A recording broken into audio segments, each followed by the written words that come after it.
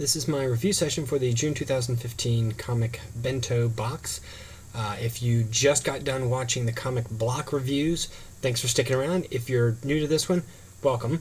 The theme for the month is Navigations Through Time, which is a little bit different than time travel because not all of the time aspects were movement through time per se.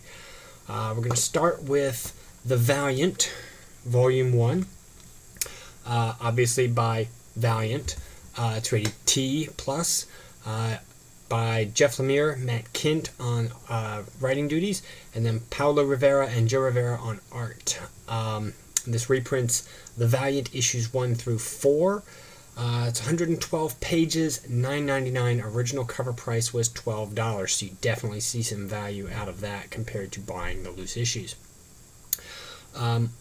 I thought it was pretty decent. It was a little more self-contained than what I thought the Unity volume from a couple months ago was. There was also a really handy Who's Who 2-page spread in the beginning, which gave you kind of an idea of who the different players were and what was going on. Whereas the Unity volume just kind of dumped you in. You had to figure all of that out or look it up elsewhere. So I really liked that. Manufacturer-wise, it's very well put together package. Good quality pages. Printing is excellent. I just really, as usual, wasn't into the Valiant stuff. It's a very interconnected universe, and it's kind of hard to get your toes into, and none of the characters really strike me as something I want to explore much further. But overall, as far as being a self-contained story, it was pretty decently self-contained. So definitely an enjoyable read for someone who's more into that. I'm going to go ahead and give it a 5.5 because it was a good value compared to the loose issues, and it did have a little more accessibility than some of their other stuff. So on the better side of things, as far as an up, thumbs up, thumbs down, it would be give a tentative thumbs up. Second volume was Captain Midnight, Volume 1, and this is called On the Run. It's not rated by Dark Horse Comics. Joshua Williamson with Fernando Dagnino, Victor Ibanez, Pere Perez, and Roger Robinson on the art duties throughout. Covers by Felipe Masafera. This reprints Captain Midnight issues 0 and 1 through 3, and then a Free Comic Book Day story from the Free Comic Book Day issue that they had done.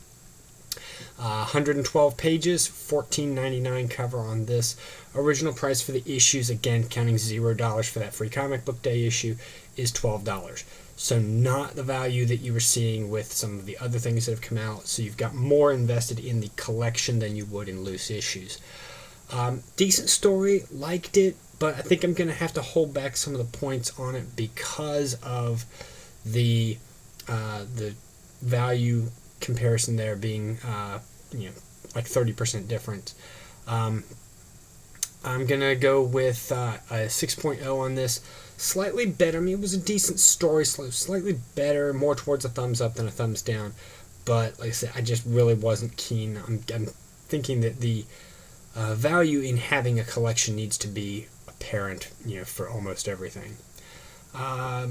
Moving on to the third one, which was the Captain America Ultimate Edition collection for Winter Soldier.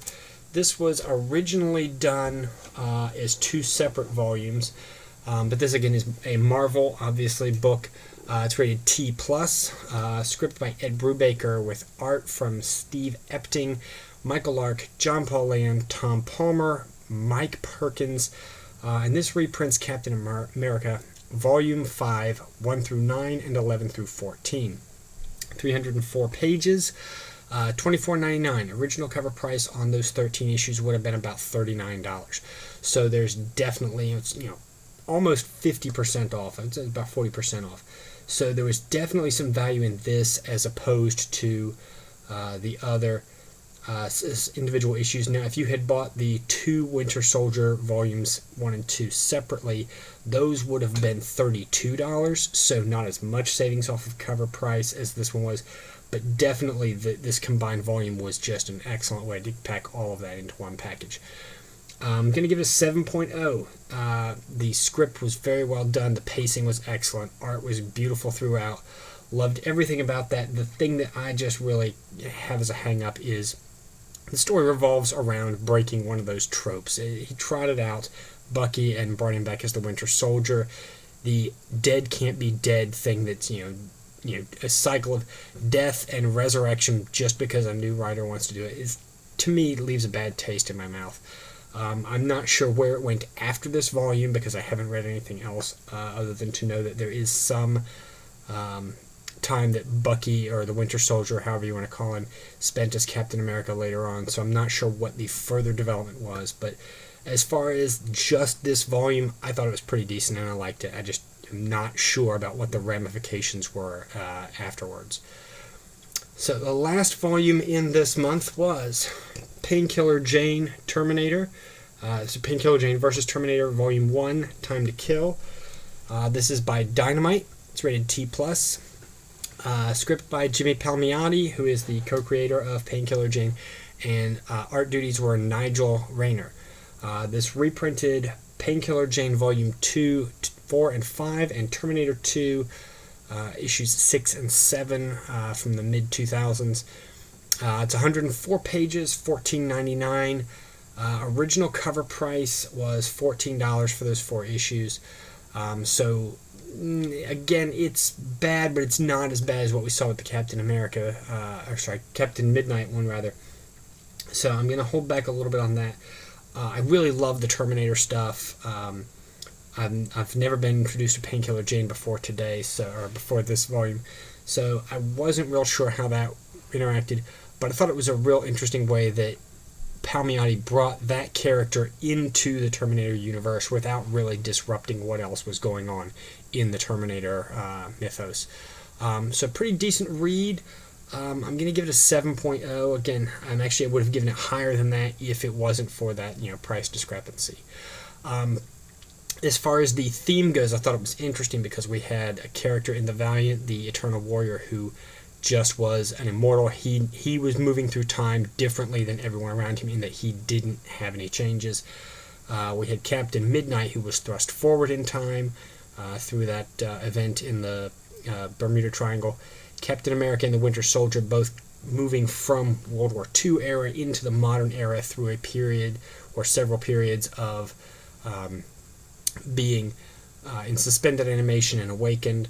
And then finally the actual time travel issue of the Painkiller Jane and Terminator, where there is the Terminators and the other characters that come back in time in order to alter the history of the world.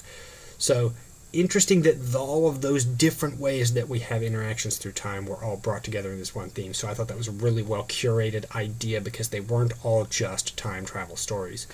And we had some forward and some backward also in there, so that was very cool.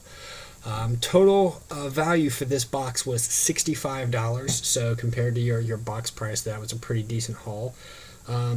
Most of those are ones that I think I'm going to at least hang on to for a little while, so there's nothing here that I think is immediately going into the sell pile. I even hang on to the Valiant one for a little while just to see if that's something that I want to come back to a little bit later. So that is this month's comic Bento. Next month should be shipping very soon. I got the shipping confirmation number already. I just haven't gotten anything tracking updated on it. That theme is the little guy, so we'll see where that goes. All right, thanks for tuning in.